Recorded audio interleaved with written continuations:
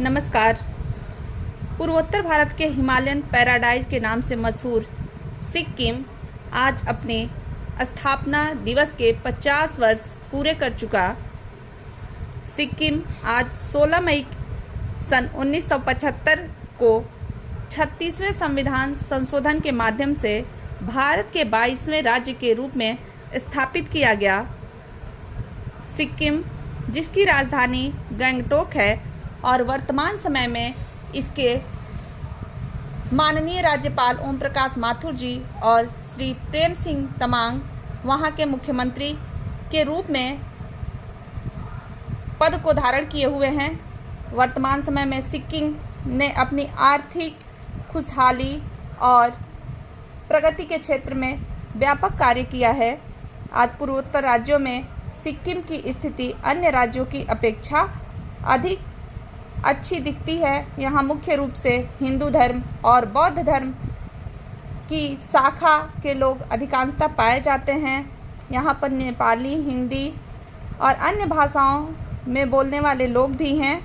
सिक्किम के संदर्भ में एक सबसे बड़ी विशेष बात यह है कि यह भारत का पहला पूर्णतः जैविक खेती वाला राज्य बना है, जिसमें रासायनिक उर्वरकों, कीटनाशकों का प्रयोग अत्यंत ही कम किया जाता है। साथ ही साथ यहाँ पर स्वच्छ और हरित टिकाऊ जीवन को स्वच्छ पेयजल एवं सस्टेनेबल डेवलपमेंट की अवधारणा को आत्मसात किया जाता है। सिक्किम में खुशहाली और विकास के प्रति लोगों का जो दृष्टिकोण है वह अत्यंत ही समावेशी है। यह भारत के एक विशेष अंग के रूप में अपनी सांस्कृतिक विरासत को संजोए हुए निरंतर अपने विकास के पथ पर अग्रसर है। सिक्किम ने कम संसाधनों के साथ भी अपने आर्थिक और विकास की डोर को निरंतर आगे की तरफ ही बढ़ाया है। यहाँ पर प्रति व्यक्ति आय की स्थिति अन्य राज्यों की अपेक्षा अच्छी है। साथ ही साथ यहाँ पर स्वास्थ्य सेवाएं, शिक्षा व्यवस्था एवं महिलाओं की पूर्ण भागीदारी को भी विशेष महत्व दिया जाता रहा है।